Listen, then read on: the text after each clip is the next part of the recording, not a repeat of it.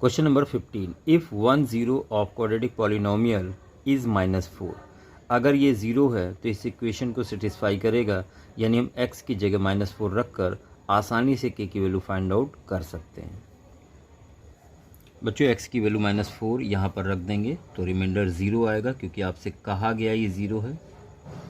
तो -4 whole square plus k -4 plus 1 is equal 0। Minus square की वजह से प्लस हो जाएगा, 4 4 जा 16, k -16, 16 को दोनों से मल्टीप्लाई करा दिया, -4k प्लस 1 इज इक्वल 0। बच्चों यहाँ बचेगा 12k इज इक्वल -15, उधर जाके प्लस हो जाएगा और आपको k मिल जाएगा 15/12, या 3 से कट कर दें तो 3 5 जा और 3 4 जा, यानी करेक्ट आंसर होगा 5/4, यानी ऑप्शन बी। बच्चों ऑप्शन बी इस क्वेश्चन का करेक्ट आंसर होगा 15 का। क्वेश्चन नंबर 16, आपसे कहा गया है -2 और 3 इसके ज़ीरोज़ हैं, then find the value of A and B, आपको फाइंड आउट करना है। क्वेश्चन नंबर 16 बच्चों यहाँ पर अल्फ़ा दिया है, बीटा दिया है और आपसे ए बी की वैल्यू आपसे पूछी गई है। आप ध्यान दें, हम लोग जानते हैं alpha plus beta is equal -b/a। Alpha -2 है और बीटा 3 है, माइनस b मतलब x का कोफिशिएंट a + 1 और x² का कोफिशिएंट a यानी 1। बच्चों यहाँ पर बचेगा 1 इज इक्वल -a -1, ये 1 इधर ऐड हो जाएगा तो 2 इज इक्वल -a, तो a आपको मिल गया -2। सेकंड कंडीशन का भी इस्तेमाल कर लें, alpha beta is equal c/a, alpha -2 और बीटा 3 इज इक्वल c यानी कांस्टेंट टर्म b/a, x² का कोफिशिएंट 1। बच्चों यहाँ से b मिल जाएगा -6, यानी -2 और -6 इस क्वेश्चन का करेक्ट आंसर होगा, यानी यहाँ पर जो ऑप्शन नंबर सी है वो करेक्ट आंसर होगा।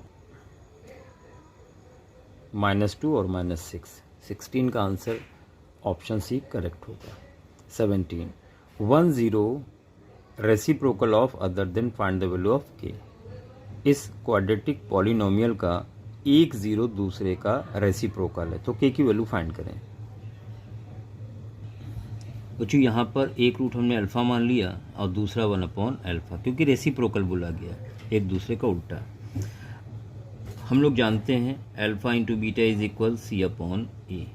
बच्चों अल्फ़ा अल्फ़ा है, बीटा 1/α है, is equal c constant term यानी k और a x² का कोफिशिएंट यानी 3 होगा।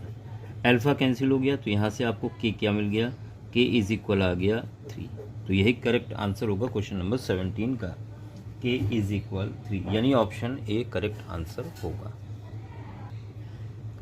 ए ऑप्शन करेक्ट होगा।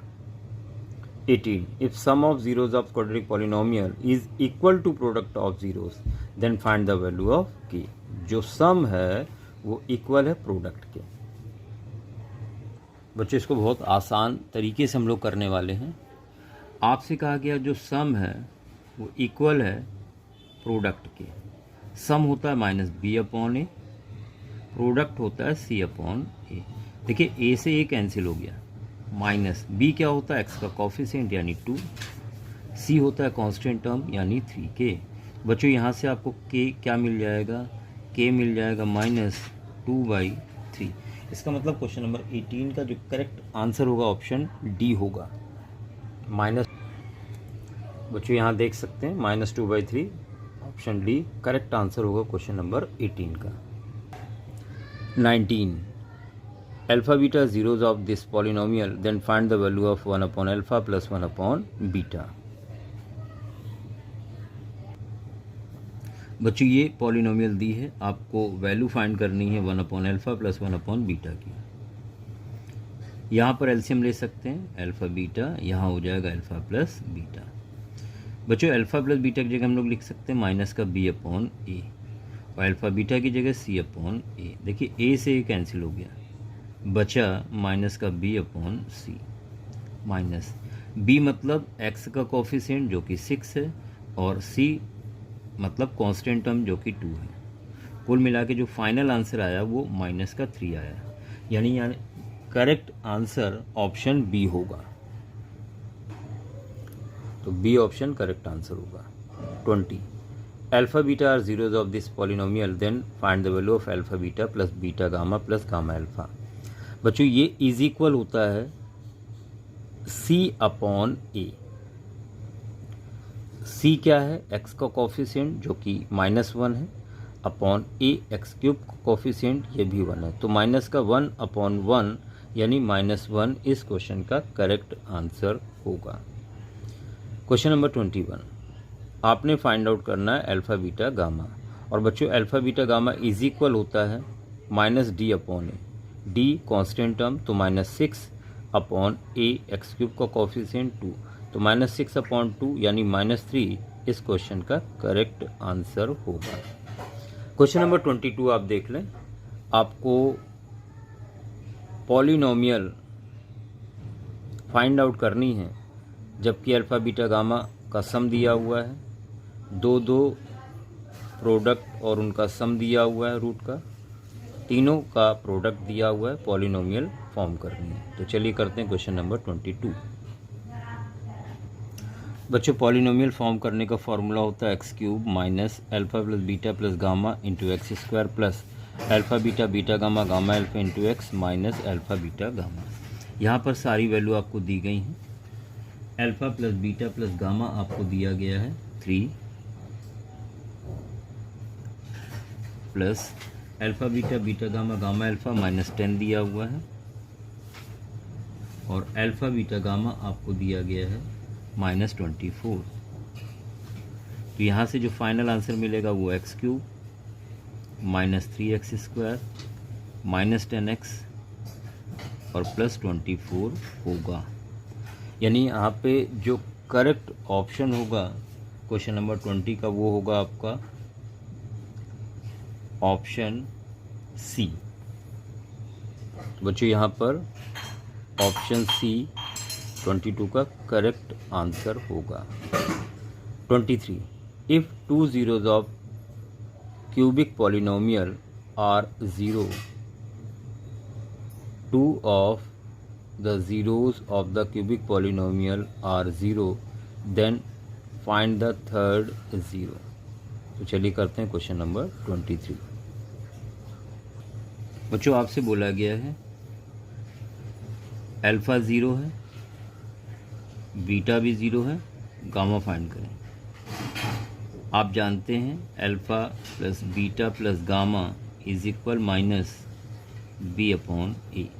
अल्फा 0 है, बीटा 0 है, गामा फाइंड करना है माइनस बी होता है x² का कोफिशिएंट जो कि b है, और a x³ का कोफिशिएंट। तो बच्चों यहाँ पर आपको गामा मिल गया माइनस का B/A। ये करेक्ट आंसर होगा, यानी ऑप्शन ए सही आंसर होगा क्वेश्चन नंबर 23 का। तो 23rd का option A -B/A correct answer है। 24 1 of 0 of cubic polynomial is 0, then product of other 2 zeros will be। Question number 24। बच्चों यहाँ पर आपसे बोला गया है एक ज़ीरो मान लेते हैं अल्फ़ा 0 है, तो बाकी दो का प्रोडक्ट फाइंड करें। Since alpha beta beta gamma gamma alpha is equal C/A। ये देखिए फॉर्मूला अल्फ़ा इंटू बीटा, तो 0 इंटू बीटा हो गया, बीटा गामा हो गया, और gamma into 0 is equal C मतलब कांस्टेंट टर्म जो कि D है, सॉरी C मतलब x का कोफिशिएंट जो कि C है, और A x³ का कोफिशिएंट जो कि A है। बच्चों यहाँ से आपको दो रूट का जो प्रोडक्ट मिलेगा वो C/A होगा, यानी correct option answer B option होगा। तो यहाँ पर जो करेक्ट आंसर होगा वो बच्चों ऑप्शन B होगा C/A। Question number 25. One of 0 of cubic polynomial is -1, then product of other two zeros will be. बच्चों यहाँ पर एक रूट एक ज़ीरो आपको दिया इसका, तो ये इसको सेटिस्फाई करेगा। तो यहाँ एक बार रख के देखें, a-1 का स्क्वायर b-1 प्लस सी और इज इक्वल होना चाहिए 0। ये माइनस का क्यूब तो माइनस आएगा, स्क्वायर है तो प्लस हो जाएगा, माइनस बी और सी इज इक्वल 0। यहाँ पर एक रिलेशन आ गई ए बी और सी के टर्म में। बच्चों आपको पता है alpha beta gamma is equal होता है माइनस का डी अपॉन ए। यहाँ अल्फ़ा -1 दिया हुआ है, बीटा गामा आपको फाइंड करना है, डी मतलब कांस्टेंट टर्म जो कि सी है, ए मतलब एक्स क्यूब का कोफिशिएंट 1 है। बच्चों यहाँ माइनस से माइनस कैंसिल होगा, beta gamma is equal C आ गया, तो यहाँ से हम लोग सी की वैल्यू निकाल सकते हैं।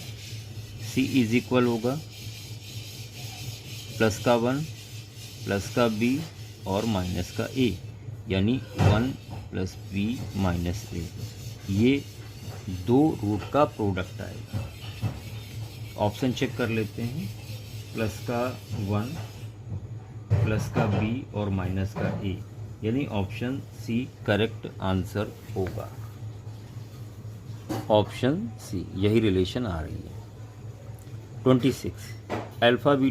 अल्फ़ा और बीटा ज़ीरोज़ हैं, देन आपने फाइंड आउट करनी के की वैल्यू और एक रिलेशन आपको और दी गई है। Question number 26. बच्चों यहाँ पर ये क्वाड्रेटिक पॉलिनोमियल दी गई है, रिलेशन दी गई है, आपको के की वैल्यू फाइंड करनी है। अब देखिए इसकी जगह तो हम वैल्यू रख सकते हैं, लेकिन इसकी वैल्यू नहीं पता। यहाँ हम क्या करने वाले हैं, alpha square plus beta square, अपने आप से हमने 2 अल्फ़ा बीटा ऐड किया और उतना ही सब्ट्रैक्ट किया, plus alpha beta is equal 21/4। फ़ायदा क्या मिला बच्चों, ये फार्मूला बन गया यहाँ पर। बच्चों यहाँ पर आप देख सकते हैं ये फार्मूला बन गया अल्फ़ा प्लस बीटा के होल स्क्वायर का, और ये माइनस होके अल्फ़ा बीटा बचेगा 21/4। अब alpha plus beta is equal क्या होता है, माइनस का बी अपॉन ए, यानी बी एक्स का कोफिशिएंट 5, ए एक्स स्क्वायर का कोफिशिएंट 2, और अल्फ़ा बीटा होता है सी अपॉन ए। सी कांस्टेंट टर्म जो कि के है अपॉन ए एक्स स्क्वायर का कोफिशिएंट। ये वैल्यू यहाँ पर रखी जा सकती है, तो -5/2 का होल स्क्वायर हो जाएगा, alpha beta k/2 is equal 21/4। बच्चों यहाँ आ जाएगा, यहाँ कर लेते हैं 25/4 minus k/2 is equal 21/4। k/2 को उस साइड ले गए, इधर हो जाएगा 25/4 माइनस 21/4। 25 माइनस 21 तो 4/4 बचेगा, इज इक्वल k/2। बच्चों यहाँ पर 4 कैंसिल हो गया, 1 आया, क्रॉस मल्टीप्लाई किया तो k की वैल्यू जो आ रही है वो 2 आ रही है, यानी 26 का जो करेक्ट आंसर होगा ऑप्शन डी होगा। ये देखिए ऑप्शन डी इसका करेक्ट आंसर होगा। नेक्स्ट क्वेश्चन है, on dividing polynomial px by non zero polynomial qx, let gx be quotient and rx be remainder, then px is equal qx into gx plus rx, where जो बच्चों reminder जो आता है, आपको पता है जिस नंबर से हम डिवाइड करते हैं रिमाइंडर या तो 0 के बराबर होता है, यानी ऑप्शन सी आइदर रिमाइंडर 0 होगा या फिर रिमाइंडर की डिग्री डिवाइड करने वाले से छोटी होगी। ये ध्यान रखें, जैसे आप किसी नंबर को 3 से डिवाइड करते हैं तो रिमाइंडर 0 हो सकता है, 1 हो सकता है और 2 हो सकता है। तो यहाँ पे करेक्ट ऑप्शन सी होगा क्वेश्चन नंबर 27 का। बच्चे पूछ रहे हैं which of following is true statement. ये लीनियर पॉलिनोमियल है? नहीं, ये तो क्वाड्रेटिक है, तो ये ऑप्शन तो गलत हो गया। बाइनोमियल, यहाँ पे तो 3 टर्म, ये तो ट्राइनोमियल है, ये भी गलत हो गया। मोनोमियल, यहाँ तो 2 टर्म, ये भी गलत हो गया। मोनोमियल, हाँ यहाँ पे केवल एक टर्म है, तो 28 का ऑप्शन डी करेक्ट आंसर होगा।